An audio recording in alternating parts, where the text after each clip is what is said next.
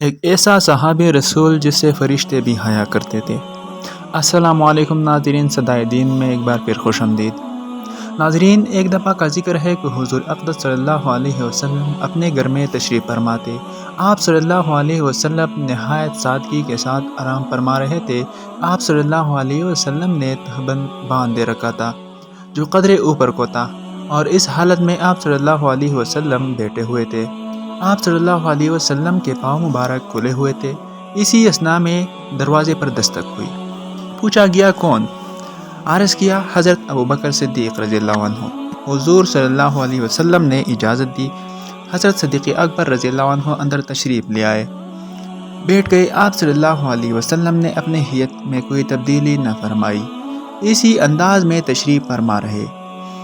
اس میں یہ پیغام تھا کہ صدیق اکبر رضی اللہ عنہ قربت، محبت اور سادگی کے اس مقام پر فائز تھے کہ رسمی تکلف کی کوئی ضرورت نہ تھی۔ کچھ دیر بعد دوبارہ دروازے پر دستک ہوئی۔ پوچھا گیا کون ہے؟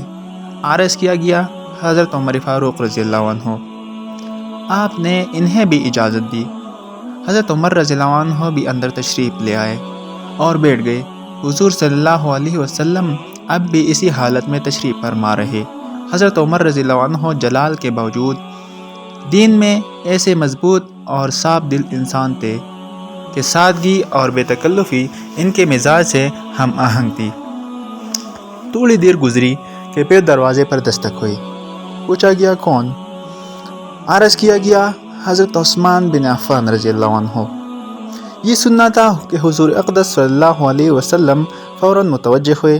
آپ نے اپنا تہبند درست فرمایا، پاؤں مبارک اچھی طرح ڈھانپ لیے، اپنی نشست کو سنوارا اور پھر فرمایا انہیں اندر آنے کی اجازت دے دو۔ حضرت عثمان رضی اللہ عنہ اندر تشریف لائے اور بیٹھ گئے۔ ماحول میں وقار، حیا اور سکون کی ایک خاص کیفیت محسوس ہونے لگی۔ وہاں موجود ایک صحابی رضی اللہ عنہ یہ سب منظر دیکھ رہے تھے۔ ان کے دل میں ایک سوال پیدا ہوا، جیسے ادب کے ساتھ عرض کیا یا رسول اللہ صلی اللہ علیہ وسلم، حضرت ابوبکر اور حضرت عمر رضی اللہ عنہما تشریف لائے تو آپ اسی حالت میں رہے، لیکن حضرت عثمان رضی اللہ عنہ کے آنے پر آپ نے اپنی نشست بدل لی، اس کی کیا وجہ ہے؟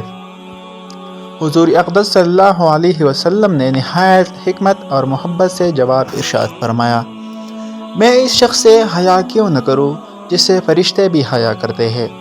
یہ سن کر سب پر حقیقت واضح ہو گئی۔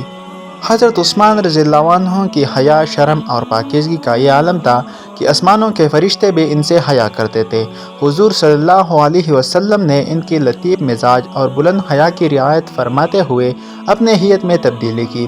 یہ واقعہ ہمیں سکھاتا ہے کہ اسلام صرف عبادات کا نام نہیں، بلکہ انسانوں کے دلوں کو سمجھنے، ان کے مزاج کی قدر کرنے اور ان کی احساسات کی حفاظت کرنے کا نام بھی ہے۔ اللہ تعالی ہمیں بھی ان پاکیزہ اخلاق کو اپنی زندگی میں اپنانے کی توفیق عطا فرمائے، آمین۔ وما علینا الا البلاغ، جزاکم اللہ خیر۔